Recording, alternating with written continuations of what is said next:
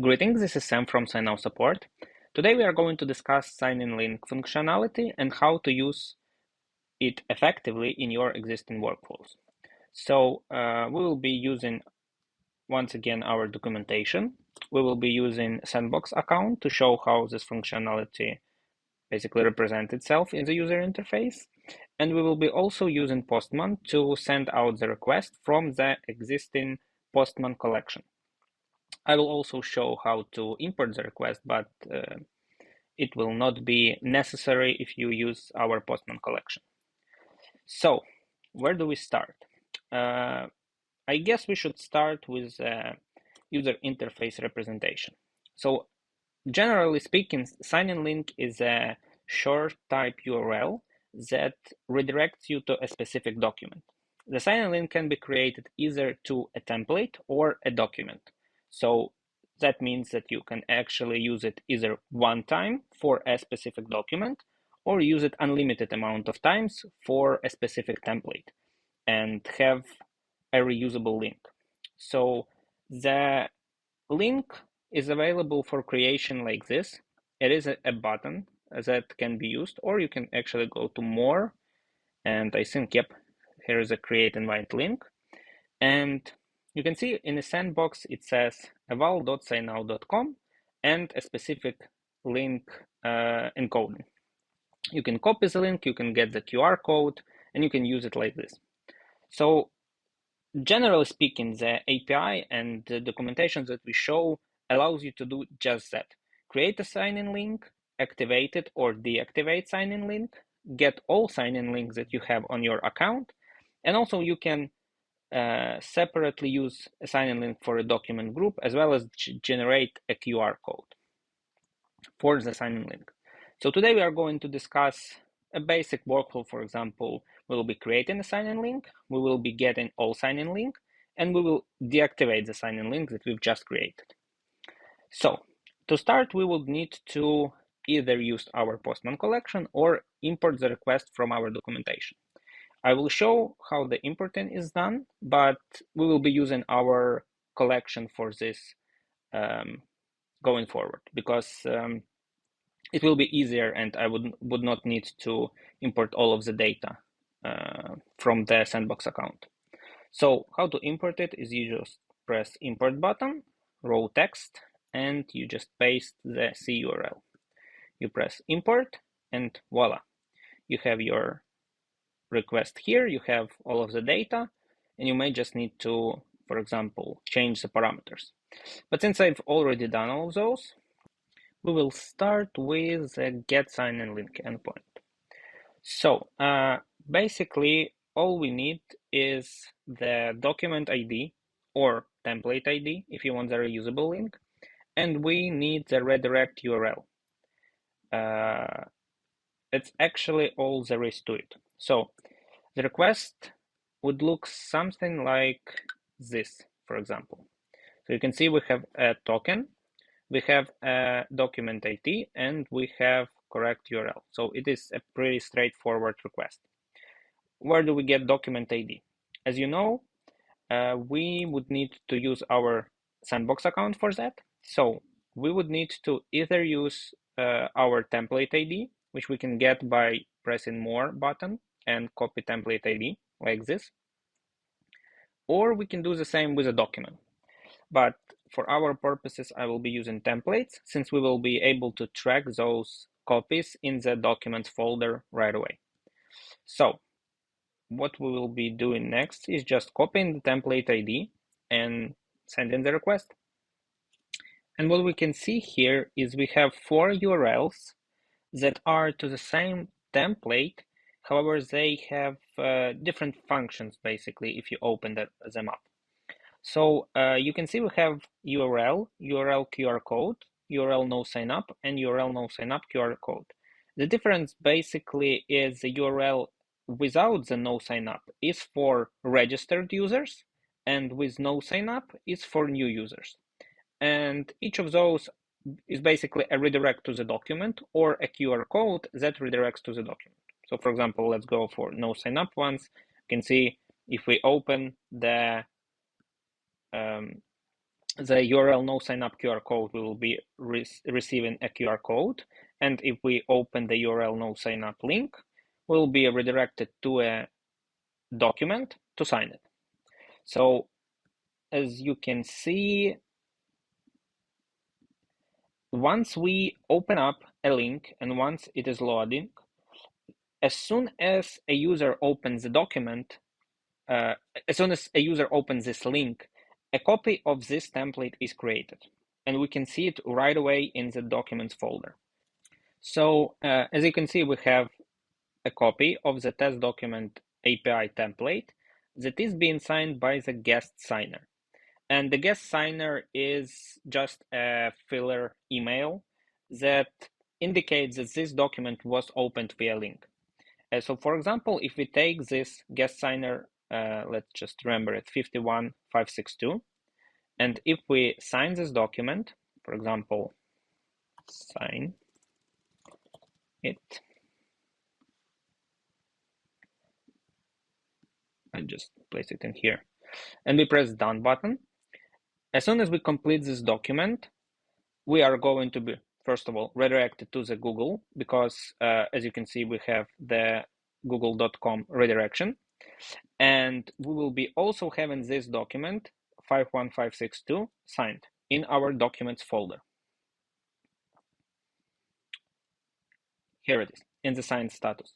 So, however, even though the document was signed once, the link that we've created via API is not invalid, because this link was created to a template, meaning it can be reused endlessly. So as soon as someone else clicks on the link again, the document will be opened again, and the template will be copied, and a new document will be seen in the document folder.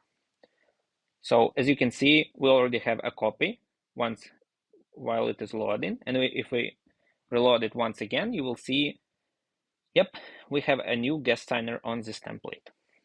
So basically, it allows you to create a very flexible solution based on your requirements. So for example, you may need to create a link to a specific document, and you don't want this link to be reused because it will be for one specific sign-in instance.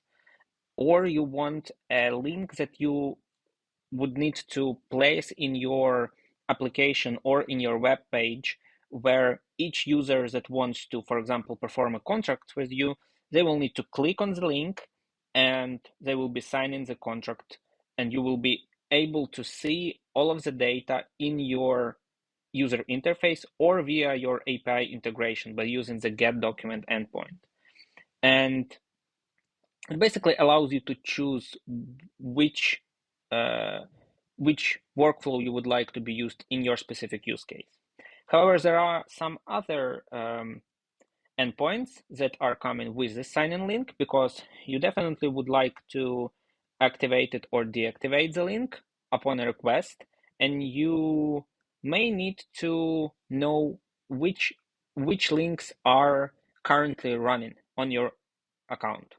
So for those, we will be using those two endpoints here.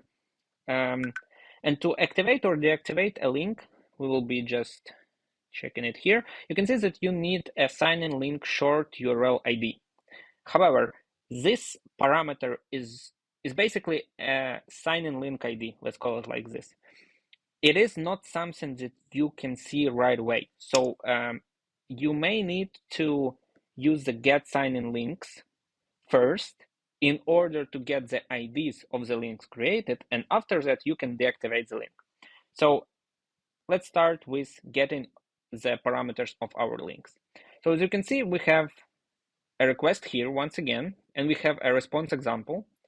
If we go back to our collection, we'll be using the same request with my basic token, and we will be using filters for active sign-in links. And once we send out the request, we can see a lot of data returned in the JSON. So basically what we need here, actually you may need a lot of parameters here. So for example, you can see we have ID of each link, hash of each link, which you can use to identify the link you want to search for. You can see whether the link is active right now, how many times the link was open, and when it was created. So for our specific use case, we would need to find a specific link. So we go back to the creation link endpoint, and we can see that the link that was created has this hash here. So we can basically just look through our response, for example, like this, and we can see that the link we've created has this specific identification number. This ID here can be used in our subsequent call to activate the link if it is deactivated, or to deactivate the link if you want to restrict access to the document. And since we were successfully able to identify the link we were searching for, we can go back to our documentation and check that we will need to use the activate deactivate sign-in link endpoint. The call here looks like this. It is pretty straightforward. You can import it, or you can take it from our Postman collection. And as you can see, we only need to specify one parameter. So either true or false. Basically, either you want the link to be active or deactivated. So the call looks something like this. As you can see, we have a body where we specify whether the link needs to be active or disabled. And if we send the request out, we actually need the ID. So the ID we were talking about is here. We will be copying it and pasting it in the URL. So like this. After that, we will be using active false parameter in the body, and we send out the request.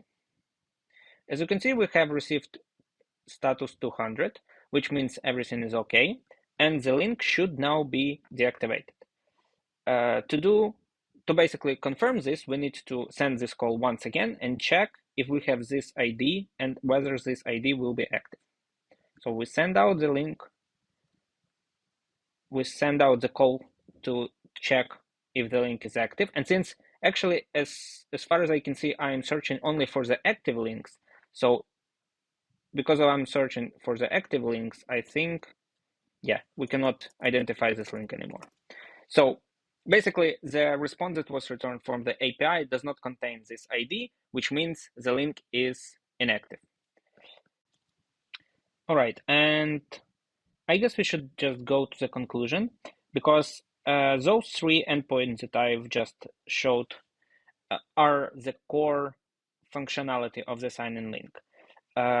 You can decide what you would like to use in your specific workflow, and by creating the link, deactivating it, or getting the sign-in link's information, you can build a pretty responsive workflow that will adapt to your needs.